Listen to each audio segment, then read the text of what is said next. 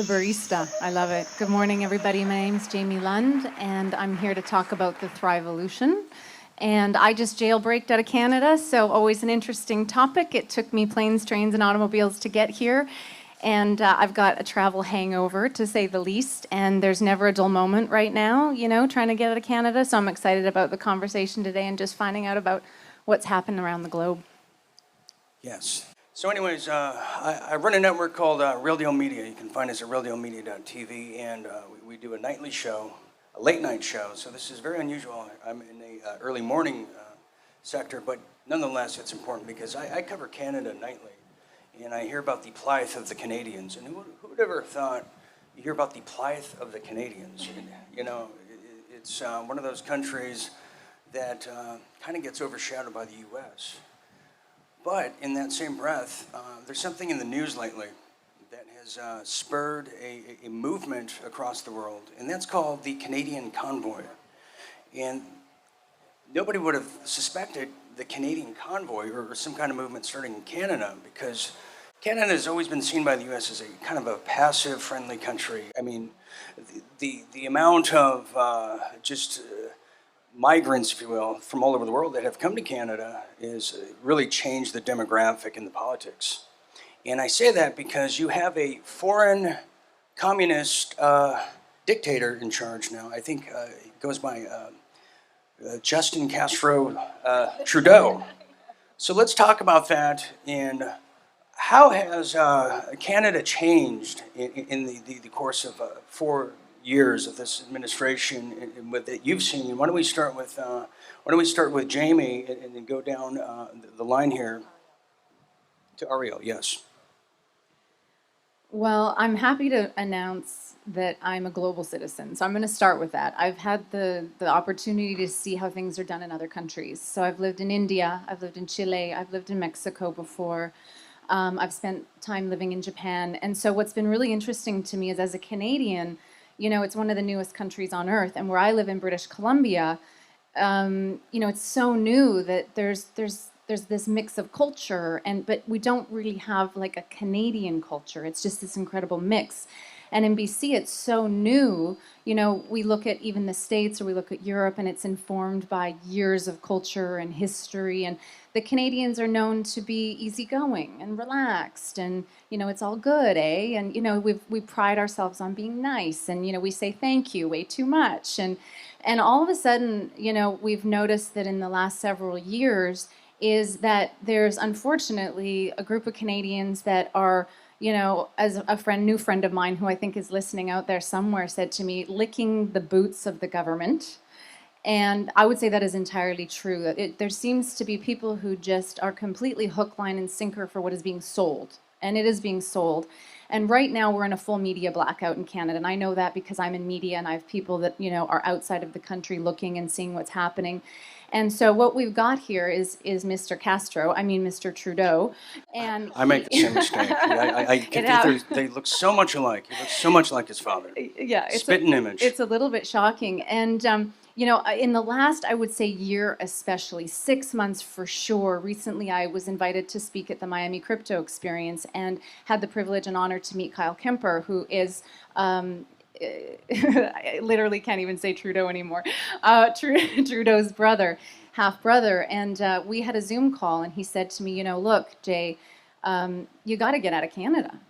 And you know, there was always inklings. I thought, well, you know, you don't really want to flee your own country. You know, you want to, you know, kind of stand. And you don't think you necessarily are going to have to play the long game. But what we're seeing with this administration is we for sure have to play the long game. And the issue in Canada is that we don't have the numbers. You know, we're 30 million population, and, you know, to gather people together is proving to be very difficult, to stand and say no. So up until recently with the Freedom Convoy that's happening, I was, you know, admittedly a little embarrassed to be Canadian, or a lot. I'm being generously Canadian when I say a little embarrassed to be Canadian, because the majority of Canadians have been laying down. And it's been really difficult to mobilize people to go, wait a minute, you know, what's happening here? And I think that's why I'm so keen to talk today about this is, you know, how do we reach people through media when there's a media blackout? How do we have this conversation and make it mobilized so that we have the freedom of mobility? No, that's a very good point. Arielle, I'll bring you to the floor here. You think about Canada as you said, it's such a friendly place. I mean, you guys have been more than excited to turn over your firearms. You've been more than excited to just accept everybody. In fact, Prime Minister Castro has actually, excuse me, Prime Minister Trudeau. See, I have that same allergy problem you do. But Prime Minister Trudeau, well, he signed a new legislation as the world was enduring all the all-star variants of 2020. He signed something called FIPA, which is a Foreign Investment Protection Act, which literally states that if you're China and you want to set up a bank or any kind of business, any kind of corporation, well, we're going to give you the keys to just come on in with your military, or as the Quebecans say, to have carte blanche into Canada. And set up your foreign military to guard your prized possessions as you see fit. Now, if that's not a recipe for a potential, not just invasion of Canada, but U.S., I don't know what is. So here's what I'm asking, is how the Chinese influence in Canada is huge. And it really goes back to 1998 and the SARS epidemic. And how has that changed the landscape? As you say, you don't know who Canada is anymore. Hockey is, probably your last remaining tradition. So what is Canada, and what made Canada special in your heart, and that you called yourself Canadian to begin with? Okay, you threw me for a loop a little bit with that last bit. Yeah. I'm going to circle back around to that. Well, that was the whole point. Yeah. It's early. We're talking a lot about change and how Canada has changed in the past few years. Right. They call it China for a reason. China, oh boy. I would say, in my view, the way Canada has changed in the past few years is a lot of its very long-standing problems have come to the surface. I don't think anything that's happening is new in Canada. We have a lot of very deep-seated problems. Okay, here's a riddle. What do you call a country that exports all its resources and buys them back as finished goods? Multiple choice on that. Okay, the answer is a colony. That's right. And Canada has been doing that more and more for decades. That was the way the British became the wealthiest power in the world was they bought raw materials from all over the world and sold them back as goods. That's called the policy of mercantilism. And Canada's doing the opposite. We've adopted an economic policy that is on par with an 18th or 19th century colony. And the long-term effects of that are poverty and subjugation. We have a non-functional democracy. Our entire executive branch of government is it's the Queen. It's the Queen and her representatives. And yeah, you're part of the Commonwealth still. We are. And I mean, say that what you will, but the Queen doesn't actually have the power to act in Canada, so in effect, the Prime Minister becomes the executive and the legislative branch, so we don't have separation of power. We have a Charter of Rights and Freedoms that has multiple provisions for, if ever the government wants to, they can take away these rights. The government has full power to take away these rights if they vaguely feel it's necessary. And that's been the case since 1985, and we've had this sense of security for a long time, like, oh, well, they wouldn't really take away our rights. But now they are, and they were always able to. We also have a complacency towards corruption in Canada. Two election cycles ago, Justin Trudeau won after a very egregious corruption scandal. Right, yeah, he had blackface, and he had. That wasn't it. It was the SNC-Lavalin. There were so many of them. There's been multiple. Yeah, that was an embarrassment scandal. 9% approval rating.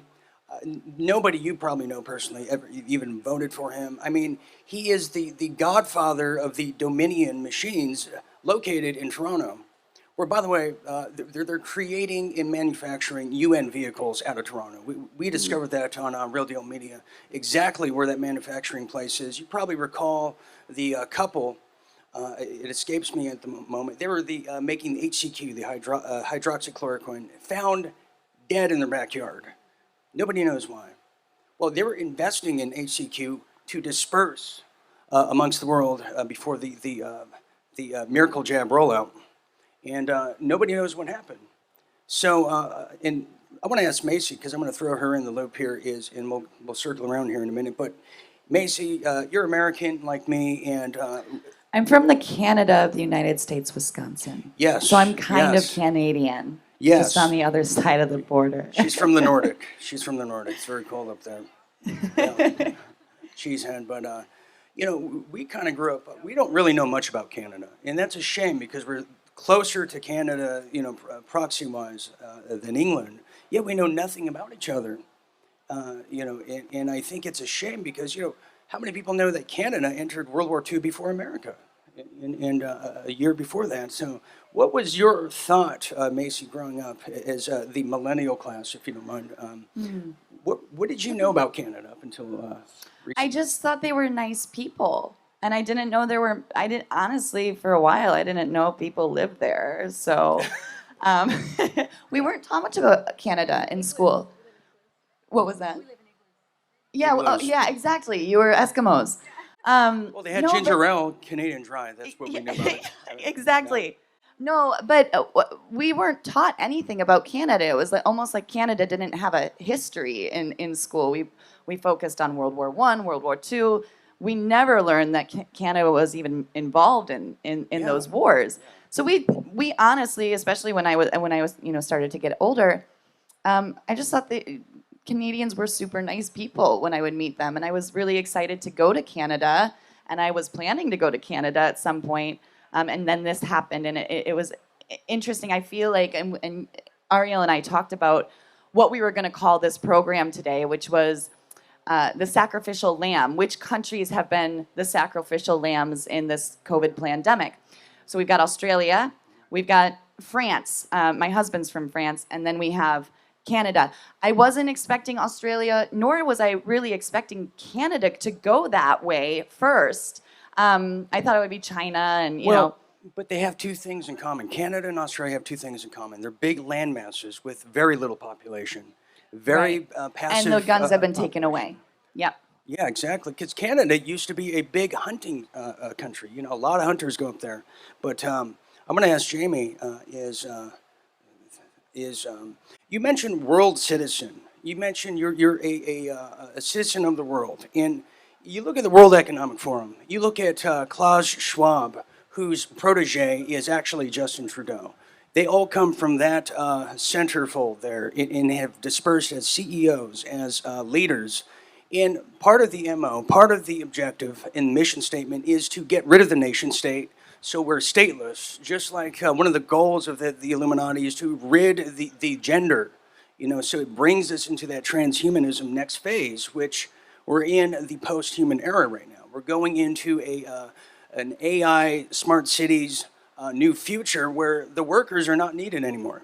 So then what do? They send a Justin Trudeau, who is as limp-wristed as anyone you would meet in just the softest place on earth, who has really softened your country to allow this travesties to come in.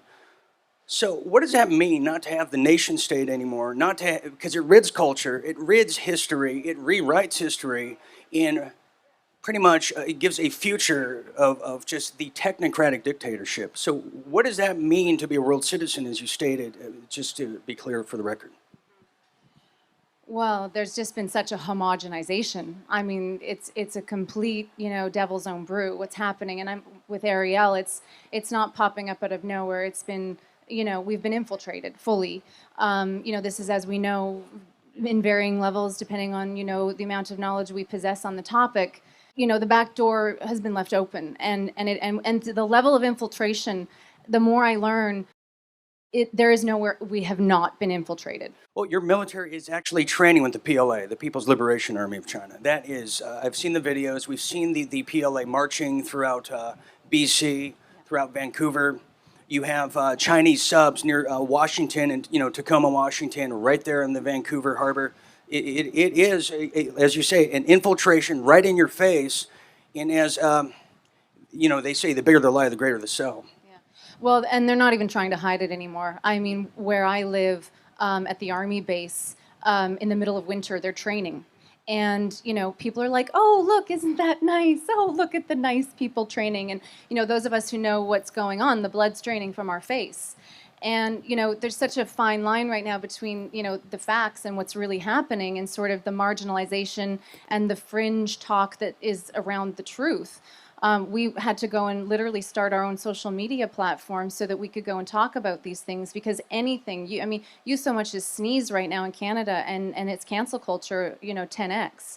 And so actually getting the information out to people so they're even aware, because, you start talking about these things, it's, Trudeau himself is the hate speech coming out of this man's mouth is, it makes you sick to your stomach. You can't believe the divisive, quality of our prime minister's conversation to say those that are not doing this hate them. And he literally says that, ostracize them, rat your neighbor out. And so you've got a culture being created right now where where your neighbor is supposed to be someone who has your back, especially in tough times like these. And now you look to your right and you look to your left and you're like, is my neighbor going to rat me out because we're not on the same page? And now people are afraid to speak. And of course, we know as soon as people are afraid to speak, we get into a really slippery slope when, people are literally terrified to publicly let people know. And so our, people out there wanting to have a voice, the gatherings, because of the lack of numbers, and they know this, and they took away the guns, he had to go and install this Emergency Act, which is basically martial law now, which was yesterday, by the way. For those of you that aren't aware, Emergency Act was called for in Canada as of yesterday. So this is a big topic, obviously. Yes. Yeah, that's a big topic. But where is Trudeau? Because the convoy right now has shut down the border of the U.S. and Canada.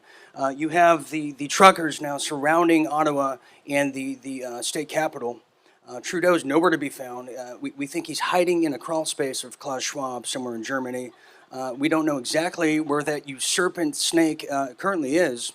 But let's get into the convoy now has spurred a chain reaction that is now taking place in Australia, New Zealand, and now Israel, some of the most heavily miracle jabbed places on earth. And it's waking people up. Some, it's too late. They already took it, but they're saying, you know what? I can't believe I was fooled. People are pissed off. It plays along SPARS 2025, all this stuff. So let's talk about where's the future going now? Because trade has come to a halt. They're going to use that to blame the truckers and the food-demic that's now coming. They're all going to blame the truckers. So what do you think the next step is? And then let's start. I want to ask a question after this about Quebec, because I know nothing about Quebec. To begin with the "Where is Trudeau" piece. Yes, where's Justine Trudeau? Where's Trudeau? Yeah, this situation, it kind of reminds me of in 1905 in Russia, there was this big movement where a bunch of peasants and workers came to the royal palace and can petition the Tsar, like they were peaceful protesters, and they wanted their demands to be heard by him. And everyone was saying, you got to go out and address the people and speak to the peasants, and that's your responsibility as leader. But instead, he fled with his family to a secret location and had his soldiers just basically violently suppress the protest, and many people died. And we know how that ended. 12 years later, that government was overthrown and communism was ushered in. So, that's one possible outcome is, if he keeps behaving this way, in this cowardly way, and pushes force on people, there could be a major backlash. You think the military is going to stand for this? They're going to follow, or is it a split military? The military? Yeah, the Canadian military. Are they going to follow the orders of this corporate communist globalist? I believe the military will follow orders. Yeah, in Canada. So what is the resistance? Is it going to be Alberta, which they call the Texas of Canada? Are they going to stand up and do they still have their guns? I would imagine some people still do in Canada. I think in the case of Canada, it's public opinion. If enough people, if he looks weak and ridiculous and impotent in front of enough people, I think this will change. And if enough people become sympathetic to the demands of the truckers and the plight of the unvaccinated, I think things will change. It's like people are manifesting this reality right now of this authoritarianism, and if people choose to manifest something different, then things will change. Interesting.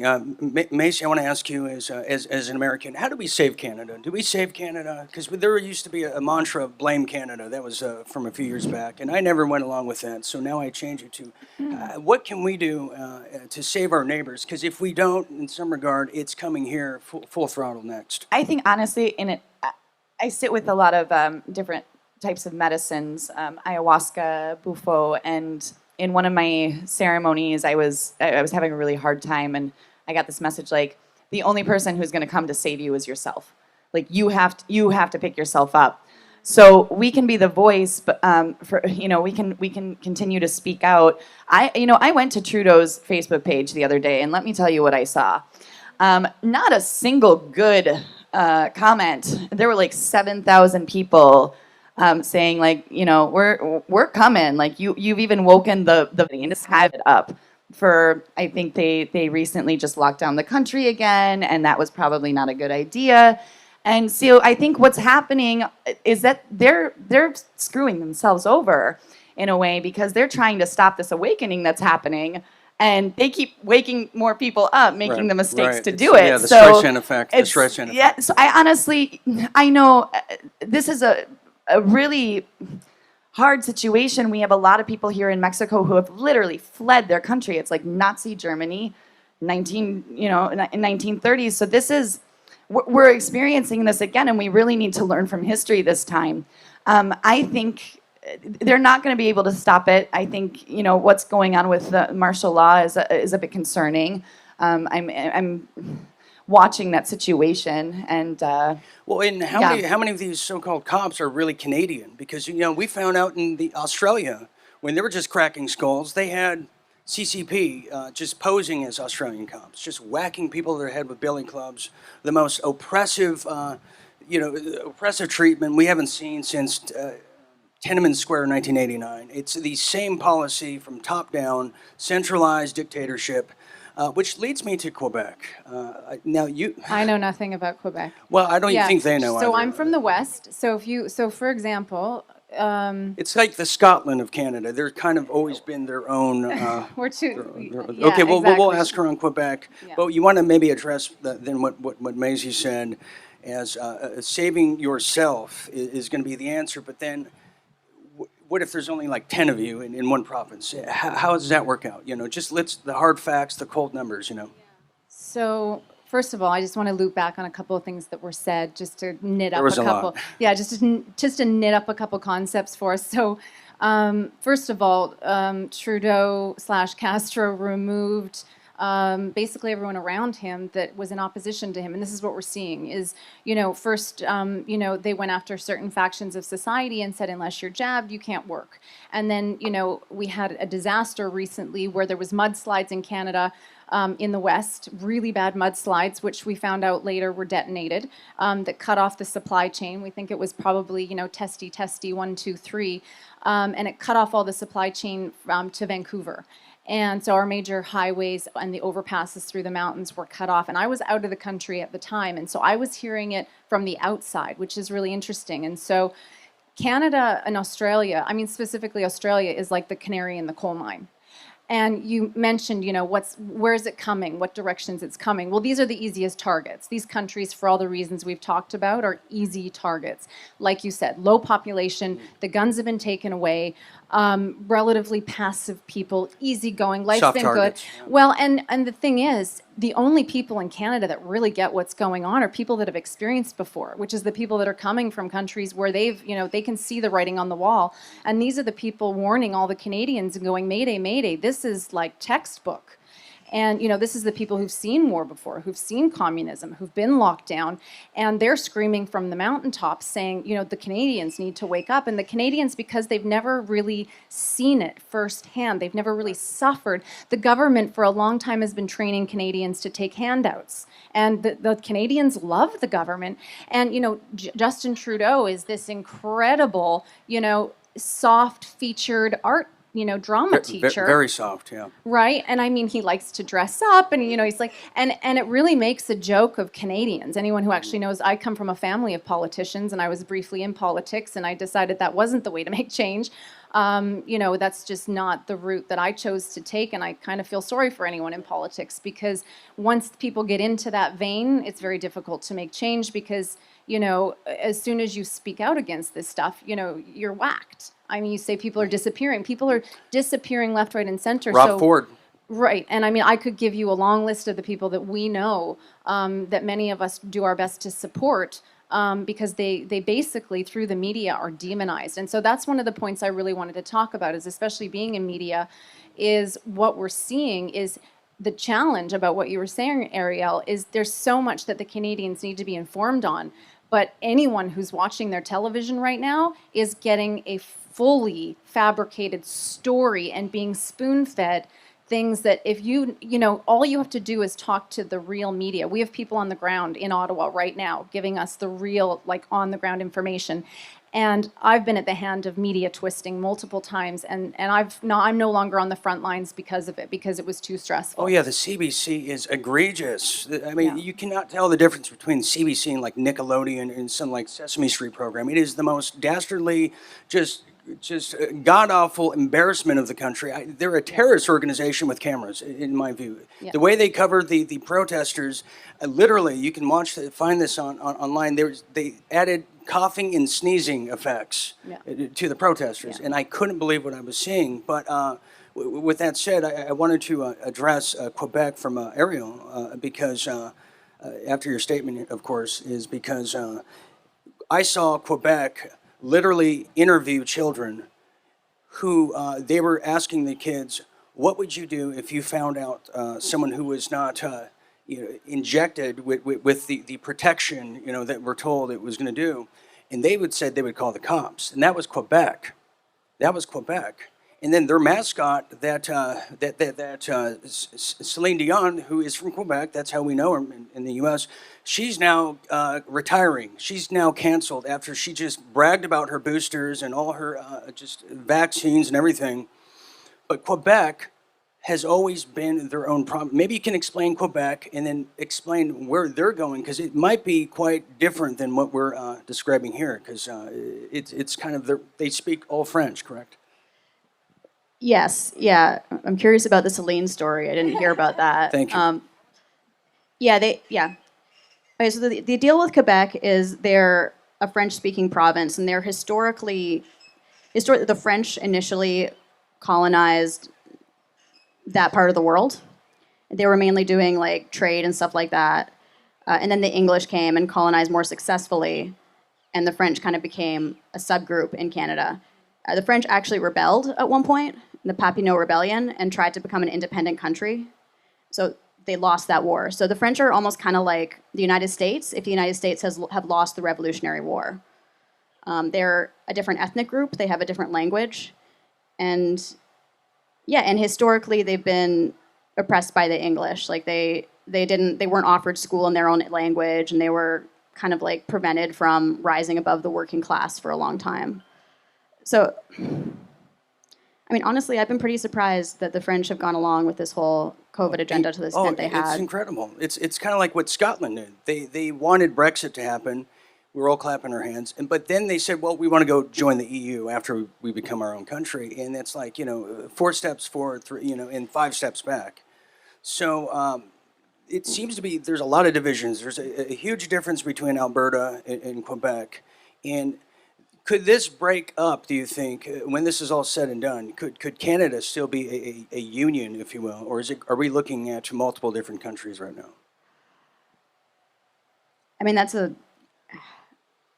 we saw this with the USSR when they were done. You saw Crimea, you saw Ukraine, all these other things that have evolved from the Gorbachev tear down that wall. So this might be their moment to cause that, and everyone will celebrate. But then swarm in with the globalist body of using China as their military might to just completely take over, because this is a huge takeover. I mean, South America is kind of experiencing the same issues that the Commonwealth is. I mean, over time, things are going to move in one of two directions. We're either going to move towards a more global government, or we're going to move towards a much more fractured system where countries become smaller and weaker. And I think people in power recognize that, and a big part of the reason this is happening now is because the state, as it was configured before, wouldn't have been powerful enough to keep things together and move towards a global government. I think that there is a conscious push in that direction. In the short term, it surprisingly to me, because you look at the French, like in France and Quebec, and like the French have such a history of like rebellion and revolution and like suspicion of authority, and you'd think they'd be reluctant to give up their guns and to like give their power to an authoritarian state, but. Right. Well, let's add some heartfelt strings to this now. Let's add a story to this. I want to ask Jamie. We'll go around as when you were growing up, and like myself, we heard about World War II. We heard about the Jews who had to escape to Poland, or who had to literally do the whole Schindlers List kind of move here. Did you ever, when you were hearing those stories, did you ever think, oh, that's going to be me one day? And here we are. And kind of explain what that's like, and all of us here, to have to pick up your bags, leave everything that your home, your friends, and see your country fall, and your hometown fall, and family. What is that like? Because some of us here tonight, or today, excuse me, this morning, early morning, have never had to deal with that. And hearing this is now putting a face to that story. Kind of explain what that feels like to a universal audience here. Well, it gives me a big old lump in my throat just thinking about it. Let's start with that. And I need to maintain my composure. But, the time we live in is not for the weak at heart. And I think, the more images I see of what's happened in Australia, you don't want to fall into fear. It's not a place that anyone wants to be. But I have 3 young children. And there's no life for us left in Canada. There's no life left for us. If the children are in school, they're fully masked. We can't, basically, depending on where you are, of course, it's a little bit different. We're getting to the point where you can't shop. You can't go, we went to the hot springs, and we came into a town that's a ski town, and we're skiers, and you'd think that these would be really healthy, open-minded people. And we walked for 5 blocks with people outside sitting on patios watching us as we got turned away restaurant after restaurant after restaurant with my children. And it was so intense, and I felt like I had a star on my shoulder. And I was with a friend, and I just turned to him, and the rage of just, and the people looking on and letting it happen. And I suddenly understood what happened, back in the days when people were wearing stars, because we think, how could that have happened? How did that happen? And for the first time, I think we're understanding how it happened. And it happens, very, very insidiously. And it happens because good people say nothing. And those of us who can see this, even at this point, anyone who gets what's going on in our freedoms are, and they're not being taken from us. Let's be clear about that. We're giving them away. We're putting them on a silver platter. And, it's with a heavy heart, and yet with great optimism. I'm with Macey on this, and I do want to hand it over to Macey because I feel you carry so much light, Macey. And what we need to focus on is that, we can learn from history. It keeps repeating itself. And so we actually know how to get ourselves out of this, and we know what we need to do. But what we're faced with is at such unprecedented levels because of the nature of the time we live in. So our Achilles heel is also our sword, however. And what I mean by that is that, we have the internet, right? And so we're able to have conversations and bring people together like this in a way that we never have been before, so that people understand what's happening inside Canada or inside Australia. Because if you're watching on the media, people have absolutely no idea how bad it is, to the point where, I just got down here and I had to jailbreak my own country. I mean, I can't even tell you guys what it took me to get out of Canada to get here. And I had to really want to be here, and I did. I really wanted to be here. And traveling with my children now, or contemplating a move. Thanks, guys. Yeah, I'll round of applause for that. That is that's courage.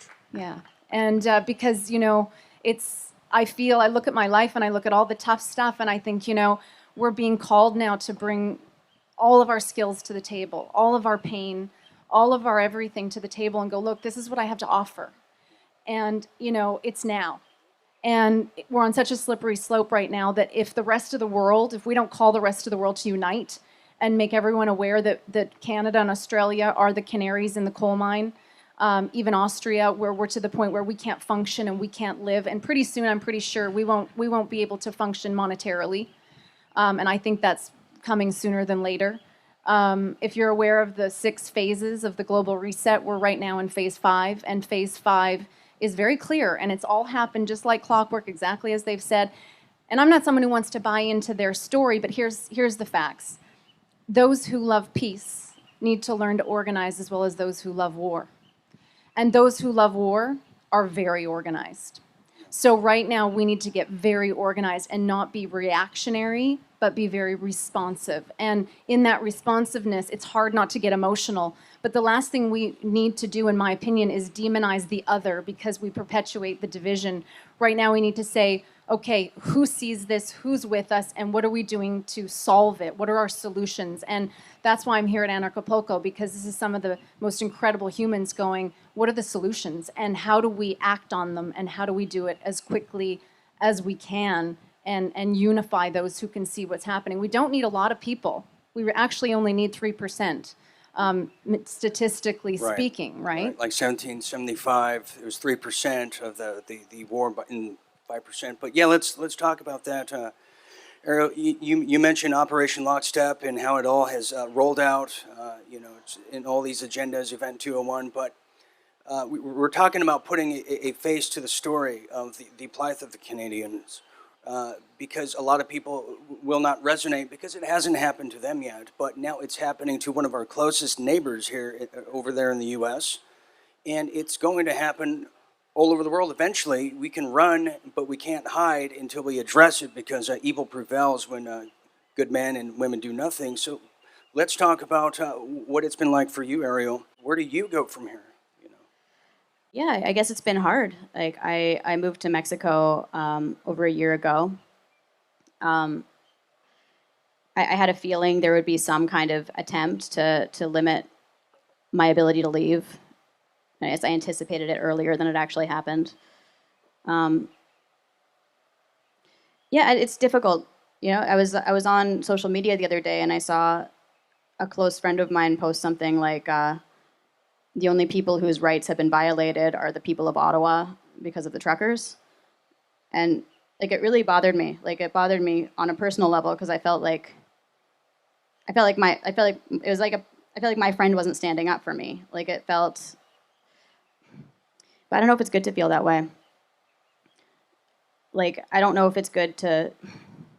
It is just such an important virtue to be able to care about things, not just when they're happening to us. I mean, what's happening to me, in a historical sense, or in a sense of what's been happening to people all over the world. I was hearing recently about what happened in the Philippines, and there's been children who were locked down in their neighborhoods for 20 months, and nothing I've experienced has been as bad as that. And I don't know, but comparisons with World War II and the Holocaust, I'm kind of two minds about it, because on one hand, is I feel that comparisons to that historical event are overused, and a lot of people hear that and they kind of roll their eyes and stop listening. But then on the other hand, atrocities begin with human rights violations and hate speech. Yeah, my grandmother actually survived that conflict. She was a child at the time, and she's still alive. She's turning 90 this year. Wow. Yeah, and she's still in Canada, and she's refused to get vaccinated. And she's made the comparison between the Holocaust and the rise of authoritarianism back then and what's happening now. So I don't want to be too dismissive of that comparison either. As to what we can do, I think what you said is really crucial. I think it's important not to vilify people. I think it's we are at war right now, and I do want to stand very firmly for what I believe. But at the same time, I think there's a way of doing that without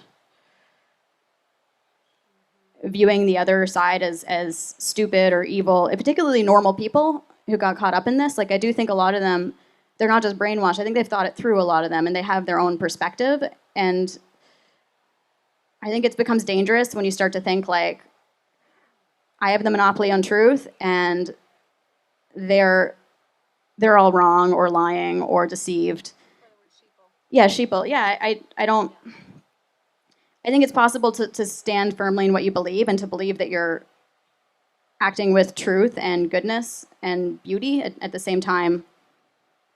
Yeah, have compassion and empathy for other people. That's good, yeah. And Macy, I'll ask you, in some similar sense, you live in Mexico. You just had a beautiful baby boy who you would love to take to Wisconsin and meet the family and friends and show them what the U.S. is all about in some sense of your upbringing. And that's kind of now hard to do. And, you would love to take the baby to France and meet his family as well. Now that's hard to do. So what does that feel like, too, as an American, not in going through all these hoops and the difficulties of just trying to meet family and unite back home in Wisconsin in the difficulties? Well, I think that's something that we're all dealing with, and we're all sharing that same problem. So I don't feel like, I don't feel really any different. My mother, my husband's parents still have not met my son. He was born in 2020. My husband is from France, and so even if I can travel into the United States, and I'm not for testing, but we found our little loopholes. Let's not tell those here. What? Yeah. It's a legal one. Oh, legal? Yeah, it's okay, legal. Okay, I thought we were talking about black market. No, Okay, no. No, it's a legal one. But even so, I can't travel because I'm not going to leave my husband right now in this time, just in case, something were to happen, they were to put another lockdown. And he's French, so he can't travel to the United States without being vaccinated. So it has limited our travel. I think I've just come to accept, like, this is where I'm supposed to be right now. Maybe just, like, focus on myself and heal. I feel Mexico is an amazing place to be in this time. People are a little bit more malleable, go along with things here, but at the same time, it's a very family-orientated place, and people are very in their heart center, and I don't see, I can't see the people turning on their own people here. I just don't see it. So right now I'm feeling pretty good about being in Mexico. I think this is a good place to be, and if Canadians are coming here right now, I know a lot of them are escaping their country. At least Mexico is a safe landing spot, and I think that our community is building a lot this year. No, that's a good point. I guess kind of to wrap it all up before we kind of end this fruitful discussion, and we'll start with Jamie, is if there's a message to get across to Canadians right now who may be watching this, what is that message you want to get across to them? Because they're looking for answers, they're looking for solutions, they're scared, they feel that they're alone, they feel like they themselves are the canary in the coal mine. And how many Anne Frank stories are now developing as we speak? So what is your message, if you could get that across to your fellow Canadians who are, locked in a prison state? Yeah, wow, that's big. There's no manual for this. There's just no manual, and we all cope with, I think we're all dealing honestly with a degree of post-traumatic stress disorder. So we need to heal on the fly, first of all. So people learning how to cope with stress is paramount, because what we're seeing is people aren't dying of COVID, more than they're dying of isolation, depression, suicide. Child suicides are skyrocketing. So, that's really the real pandemic. We've got the plandemic, and then we've got the pandemic. And honestly, I'll tell you my experience at the border crossing, because we had, there was protests at the border, and I'm going to say this, it was spicy. I mean, like I said, I had to really want to get here. And I think you have to have faith, and whatever that means to all of us. We all have our own expression. And I think right now we're living in a time of a lot of judgment. if someone's different from us. And I think this is a very dangerous practice. And I think as human beings, we have to be more willing to look at where we're similar as opposed to how we're different. And then also how we can honor and acknowledge each other's differences and opinions. And, I have a lot of family and friends who initially, we might as well have lived on different planets with this conversation. I mean, we were literally speaking different languages. We didn't have the ability to see it through the same lenses.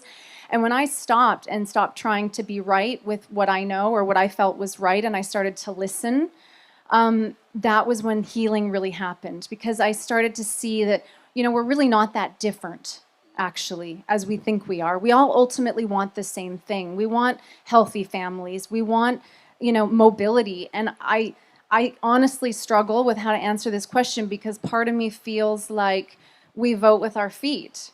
The best thing that I think we can do if you don't agree what's happening in Canada is to leave. I really admire people who've said, like, I'm not going to vote for this, and I'm going to show you by voting with my feet.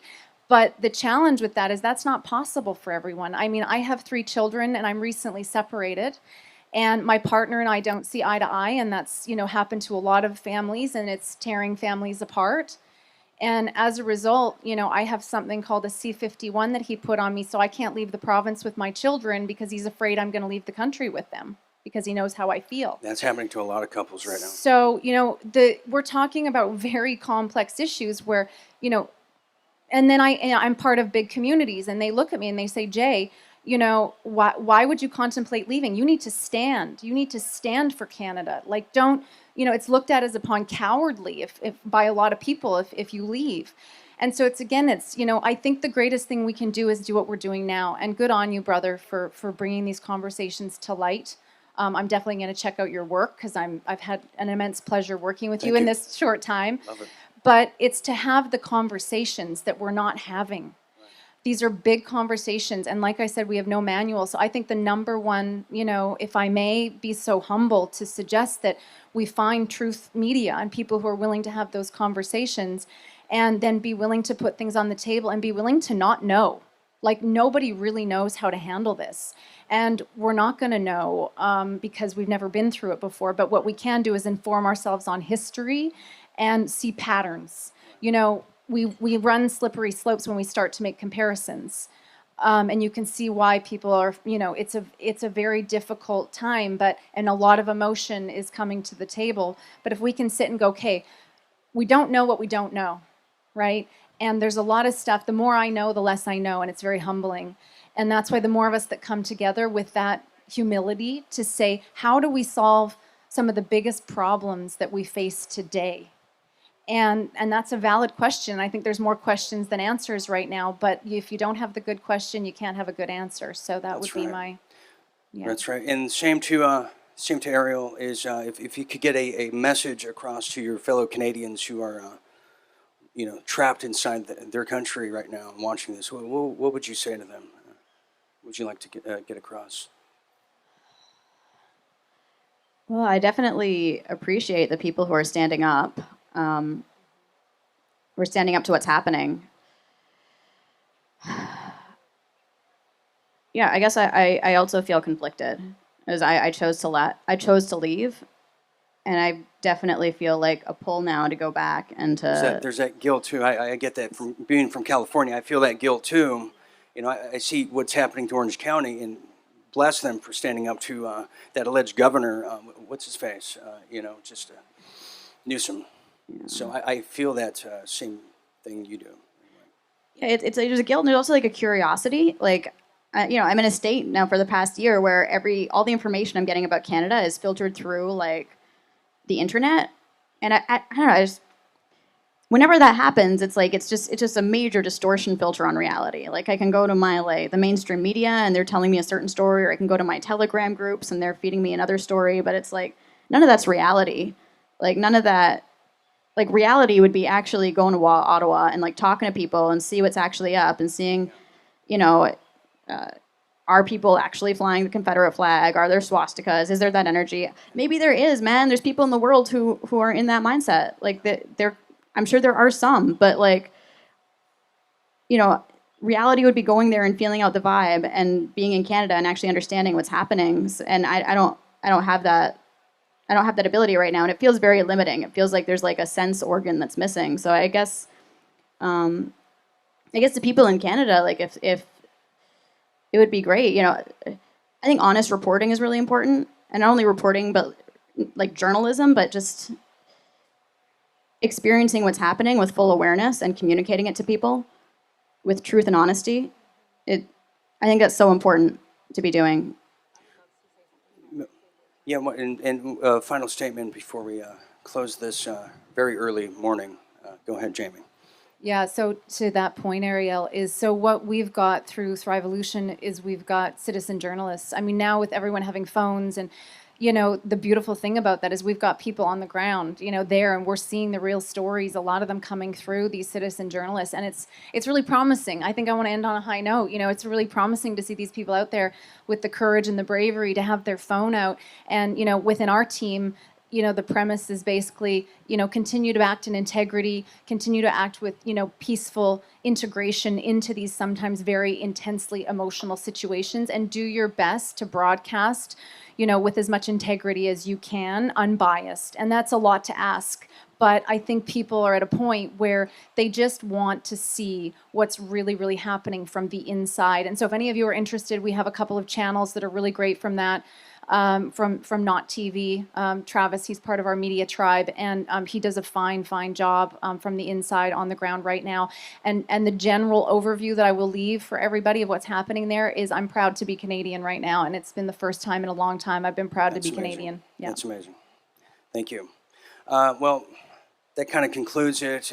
My final thought on it all is I think we're living in a time where we need to galvanize, as the ladies have told us. We need to understand history because, honestly, if there's anything we've learned from history is that we haven't learned from history. But now we finally are. We're paying attention as it's happening and unfolding right in front of our eyes. Rather being spectators, people are doing something, and I don't think there's a right answer or wrong answer, but there's a personal answer and a personal journey that we're all on. So now, to quote Zbigniew Brzezinski, that the man who created the Al-Qaedas, he was at a meeting at the World Economic Forum, and he said, for the first time, the common man is facing and staring eye to eye with the world elites. And that's a dangerous thing, and we need to stop it. And they're doing everything they can to stop it. They're playing all their cards. In a game of poker, they're all in. And we're still hanging on, and we haven't put all our chips in yet. So they don't know what our reaction is going to be. They don't know what the true resistance is going to be, because if anything, it's galvanized the world for the first time in our lives, our history, and now's the time we're coming together for the first time, Canada and U.S. I mean, who would have thought? But so I'm proud to sit up here with my fellow Canadians and everyone watching. So I want to thank Jamie, I want to thank Arielle, I want to thank Macey, who has... she went to go get me some coffee for Coffee Talk today. Yeah, she'll be back. Anyways, I'm Dean Ryan. You can find me at realdealmedia.tv, where we have these discussions and this kind of talk and content nightly, because I think the importance of this voice from Canada is not just Canada, it's a voice of the common man and woman around the world in this very time. So I want to thank everyone for joining me and my guests this morning. I'll see everyone tomorrow morning, and in fact, I'll be here today at 2. Discussing a more in-depth presentation with Mike Adams called Methodical Mayhem, where I'm going to get into it and just tell you who our true common enemy is. So thank you, everybody, and we'll see you soon. Good day.